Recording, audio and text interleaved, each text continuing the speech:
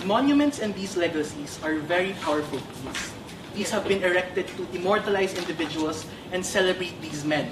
In the context of despotic leaders that have been deposed, ladies and gentlemen, what do we do about their image? That is the question in today's debate.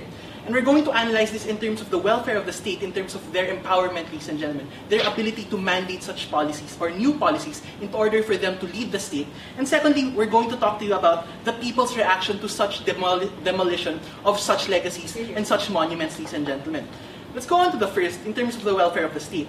Coming from government, we talked to you about the state being empowered, ladies and gentlemen. We had a discussion of how we have to emasculate the deposed because these are people that were bad and we have to do it, ladies and gentlemen. And we talked to you about how it's done already in status quo. The trial and public execution of Saddam Hussein, perhaps, ladies and gentlemen. We think that the demolition is a perfect extension of this systematic political statement, ladies and gentlemen, and members of this House, that we have to move away from such ideologies of these autocracies, ladies and gentlemen, and members of this House. We think that this particular idea of solidifying the mandate through the demolition of very powerful political symbols are going to be helpful, ladies and gentlemen, because we have to characterize that these aren't just busts, these aren't just statues, these aren't just paintings, ladies and gentlemen, and members of this House. These are the legacies of bad men. And we think, ladies and gentlemen, that we have, in order to emasculate these bad men, we have to destroy them, ladies and gentlemen. What was the constructive coming from opposition?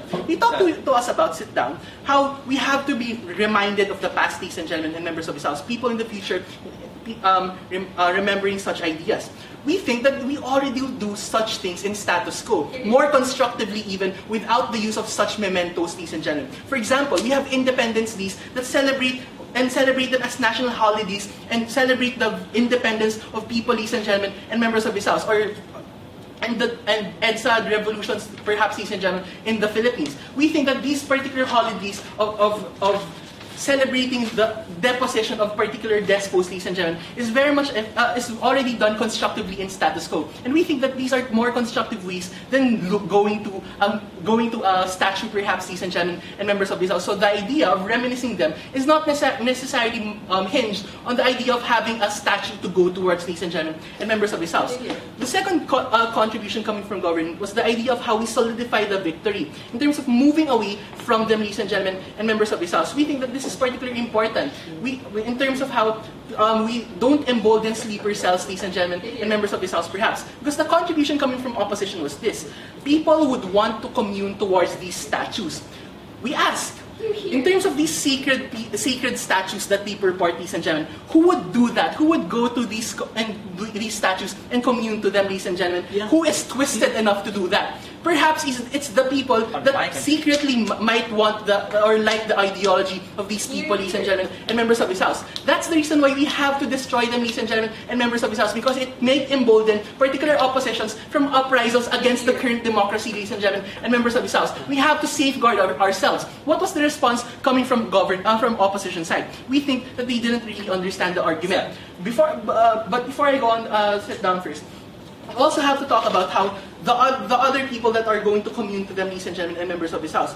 We think that we have already discussed how the communing of other people in terms of remembering such events in the past is already done in status quo, ladies and gentlemen, and members of this House, even if we don't have these particular ideas of the monument. So in terms of the glorification right now, this is the more important thing that we have to talk about, ladies and gentlemen. The glorification right now should not exist, but in terms of the future, we can look at the past constructively, even without these particular statues, ladies and gentlemen. So in terms of the trade-offs, ladies and gentlemen, we see a greater value in destroying them right now. But Fergon, yes? The monuments are physical evidences of the past that people need to see to believe. Now, why can't this remembrance be about moving on? Because under your paradigm, it only brings harm. Why not the opposite? It's as if these people need physical evidence all the time to remember particular things, ladies and gentlemen, and members of this House. We think that people can understand that these particular despots were really bad without their mementos, ladies and gentlemen, and members of this House. We think that it could even be used against them in terms of saying that these people were great men because they have statues erected for them, ladies and gentlemen, and members of this House, which are twisted ideas that can be adopted by twisted people, ladies and gentlemen, and members of this House, which are particularly dangerous. Going on to the second idea of the people's reaction, government side talked about the idea of catharsis. In terms of the popular support, ladies and gentlemen, that has uprisen, we think that the demolition reflects the people's voices finally, ladies and gentlemen, and members of this House. The hate and the trauma that has gathered upon these in the minds of these people is finally going to have constructive or a material manifestation in terms of the demolition of these people, because these demolitions are attacks against the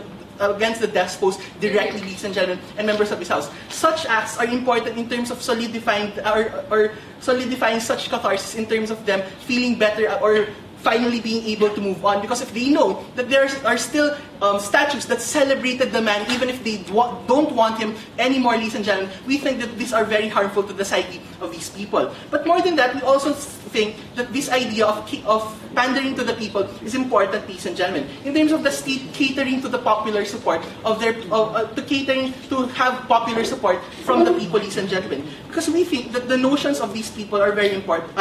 The notions of these people, in terms of or their reception from the demolition, is going to be received very positively, ladies and gentlemen, and members of this House, and it will eventually make these new governments more popular towards the people, because the will of the people, or the government, is now winning the battle of hearts and minds, perhaps, ladies and gentlemen, and members of this House. And with that, greater cooperation can be expected from the people, because the government is pandering to these needs of the people, ladies and gentlemen, and members of this House. We think that a government, new governments that still have erect statues of previous despots are not going to be as trusted as the governments that do demolish them, ladies and gentlemen, and members of this House. That's the exact point coming from government side. No response again coming from opposition, ladies and gentlemen, and members of this House. So when we look back at this debate, when we look back in terms of the notions of this demolition of these particular statues, ladies and gentlemen, we have to consider right now, is it beneficial, ladies and gentlemen? And we talked to you about the empowerment of the state, making their mandate more popular towards the people, ladies and gentlemen, and solidifying the victory that has already occurred, and not having the threats of sleeper cells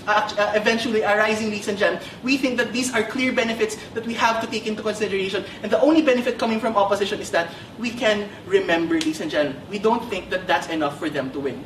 Hear, hear.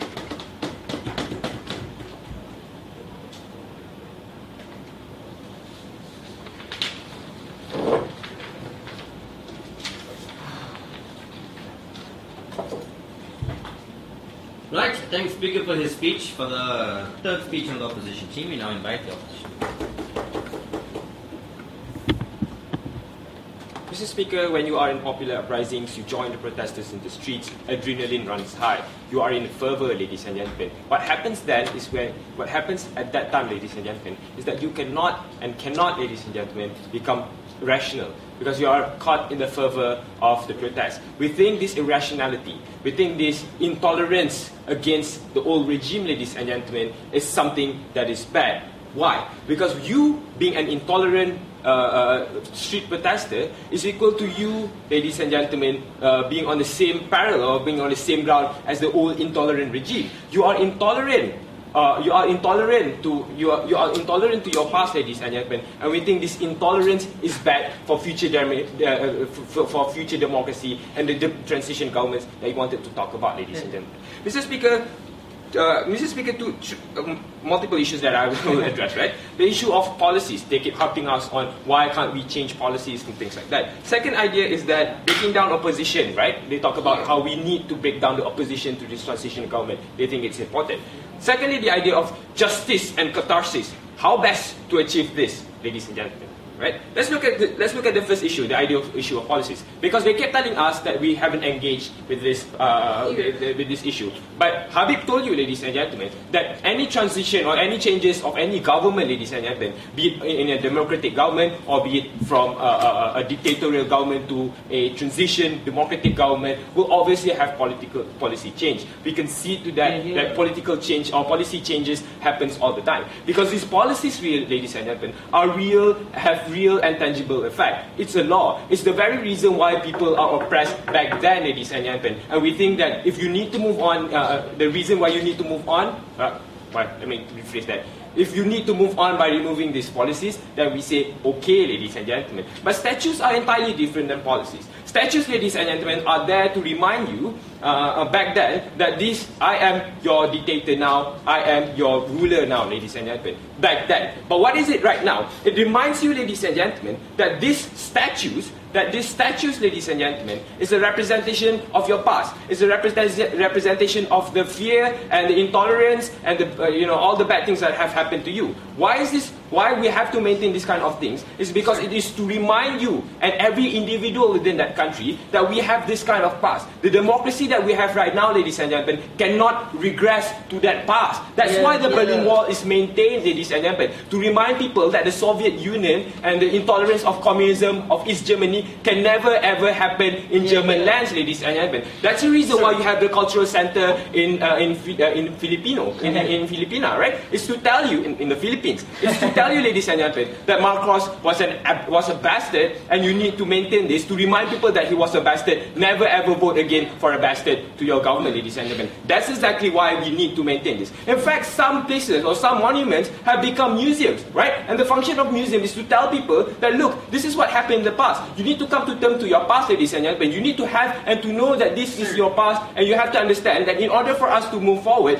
this is the past. This is the past that we have to come over. And this difference of democracy and this difference of conditions and environment that we have now, ladies and gentlemen, is contrasting to the old past. And we need to protect this now, that whatever we have right now, in order for us to not to regress to the past, ladies and gentlemen. Let's look at what they talk about, the second issue, breaking down opposition. We're assuming, ladies and gentlemen, before I move on, yes? Ladies and gentlemen, they haven't fully characterized the spectrum of these kinds of legacies. To characterize that there's a litmus test of those kinds of policies coming from Deputy Prime Minister. Please respond to that. There are good monuments, such as the Cultural Center, and there are bad monuments, just the glorification of Saddam's reign or Marxist reign. Exactly what I told you. The Berlin Wall is a glorification of it. It's a bad glorification of the intolerant communist regime, ladies and gentlemen. But it was maintained by the Bundestag to tell people that, look, this Berlin Wall existed and it has separated us as before. We can never ever have this kind of things again. Because if we have this kind of things again, it shows that we have regressed to our past. It serves to remind you, ladies and gentlemen, that we must never ever, we must never ever move on. We must never ever, revere that past. Mr. Speaker. Let's look at the second issue, the breaking down of opposition. Because they have characterized us that popular uprisings lead to democracy. But we tell you, ladies and gentlemen, the very reason democracy exists, the very reason why these people exist is because of opposition. When you have become a government, a transitional government, and a democratic government at that, ladies and gentlemen, killing down oppositions, stepping down opposition is exactly like the regimes of past. You are merely repeating what they're doing. You are being intolerant, ladies and gentlemen, because removing this, this rallying points, ladies and gentlemen, means that you cannot accept opposition to your transitional government. What kind of democracy are you talking about, ladies and gentlemen? You're just being like like Marcos or Idi Amin when you are intolerant of opposition to yourself, ladies and gentlemen. We think that any opposition to your country, especially if any opposition to that democracy, especially when the opposition, ladies and gentlemen, go through democratic means like protests, right? Like even if they rally to at that particular monument, we think, ladies and gentlemen, you accepting this opposition means that you have moved on from your past, from your intolerant past. You are trying to separate your the characterization of your government with that of the past. You never ever wanted to become like them, ladies and gentlemen. That's the reason why we think transitional democracies should accept opposition, and even if the opposition is represented by this monument, Mr. Speaker, ladies and gentlemen. Lastly, the issue of justice and catharsis. Because they have been kept telling us, right, that the only way for you to achieve justice and catharsis is to remove these monuments. We tell you that's crazy, because we think that status quo has served you fine enough if you want justice and catharsis, right? When the dictator is convicted of his crimes in the national court, ladies and gentlemen, or any court, we tell you that people rejoice when he sees that there's a real, that he's being, he's being punished for real for his crimes, and we think that's okay enough for status quo. We also tell you, ladies and gentlemen, how when Idi Amin is recognized for genocide, many people in Africa rejoice, feels that at last my what I've been fighting for the past 10 years have been recognized by my own people, ladies and gentlemen. We don't think how this thing can be extended to monuments, because we keep telling you, ladies and gentlemen, that monuments are not representation of justice. We tell you that because we think that it's really an act of intolerance in your part, right? You are intolerant of your past, and the only way for you to realize that the past is bad is that you need reminders. This is what I've been telling for the past two speakers. These reminders are so that you know that your past is bad and you need to protect your democracy so it won't regress, ladies and gentlemen. We tell you we need to protect democracy. The monument is exactly that kind of way. Thank you very much.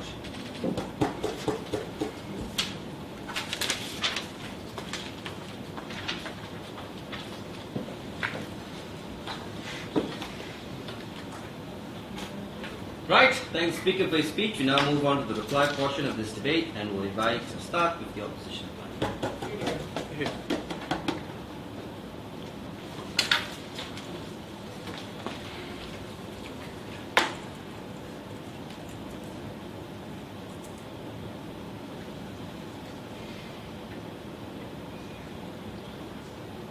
I'm extremely disappointed because it was very convenient for side government to choose not to engage with our characterization, but forced us to engage with theirs. Let's look at what they talked about, right? They characterized these monuments as immortalizations of what has happened or the harms that has happened.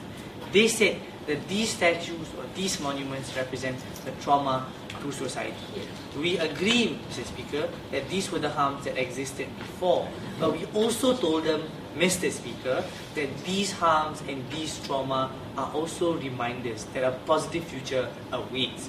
This is a characterization that they did not want to engage in. Because what we had from side government was a chicken government. They came up here and they were trying to run away from the debate. They were supposed to come up here and discuss on whether or not they should remove these particular monuments. Instead, they wanted to come up here and decide and say that, look, we want to have a government to do it, and let's let this transitional government make that decision. We questioned them about the government up till now, there was still no response on why these governments or these transitional governments are in the best position or are the best form of government are the best form of governments to make this decision or this judgment call.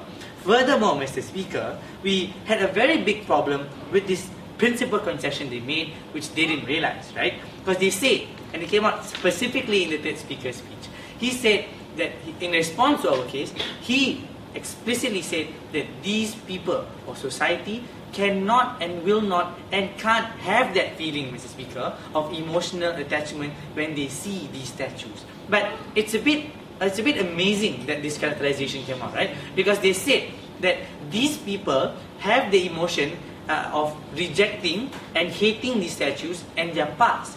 That's conceding that these individuals can feel and can react to these statues. That means, Mr. Speaker, this particular monuments, the physicality of it existing there shows that there is a connection between that particular statue and people. The problem we have with this particular statement is this. If they came up here and said that these harms can affect people, Mr. Speaker, the question we pose from side opposition is that why can't positivity be emitted from these statues too? Because what they only wanted to propagate and promote is that the government or this interim government should always come up and promote this idea that these statues are the statues of the past. It's bad. That's why we must remove them. What they could have done, Mr. Speaker, is come up and tell us that these governments or these interim governments could also promote the fact that this past is a pavement or catalyst for the future democracies we're talking about. Mr. Speaker, what did we talk about from side opposition? We told you one very simple thing, right? How the removal of these monuments, Mr. Speaker, is going to cause greater and more detrimental harm to society. Firstly. Secondly, we told you how it opens up and legitimizes future actions in omitting facts from history. No response to the argumentation whatsoever, Mr. Speaker. I'm actually very pissed off with that because I spent like 2 minutes on it. Now, Abe came up and spoke about why it's in the best interest for these democracies. Eventually, from side opposition, we made this very simple conclusion. You have these people knowing that the past is bad. you have these people now realizing they are moving away from that past. This particular statue can represent this particular action of moving away from that past. I established that in my speech, and I further told you, Mr. Speaker, how that if these particular statues are removed or monuments are removed, there will be no reason or incentive to think about changing the ways that you are from to where you want to go, Mr. Speaker.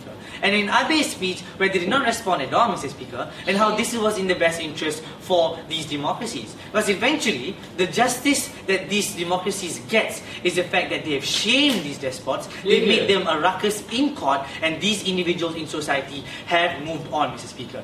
These statues cannot hold society back. We beg to oppose.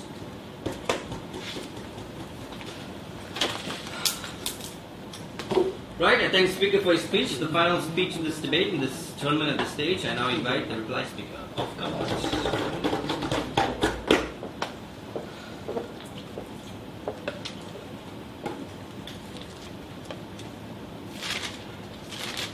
Comes up here and tells us he's frustrated about government because he thinks that, well, we weren't able to respond to certain things that they said. But we think that it has to be clear, because it was very unclear coming from opposition, that our responses were there simply because we didn't tell you specifically that, well, in this speaker's second argument in terms of his idea of reminders, we're against it because it's bad. Then if you don't catch the rebuttal, Mr. Speaker, then don't tell me it's not there, because it might be the fault of your own and not the fault of our team. But let's go on to the idea of how you're going to win this debate. Because what we needed to prove, or what the burden in this debate is, to prove whether these symbols, these reminders, quote unquote, these monuments and the legacies left behind, which had a double nuance coming from government, by the way.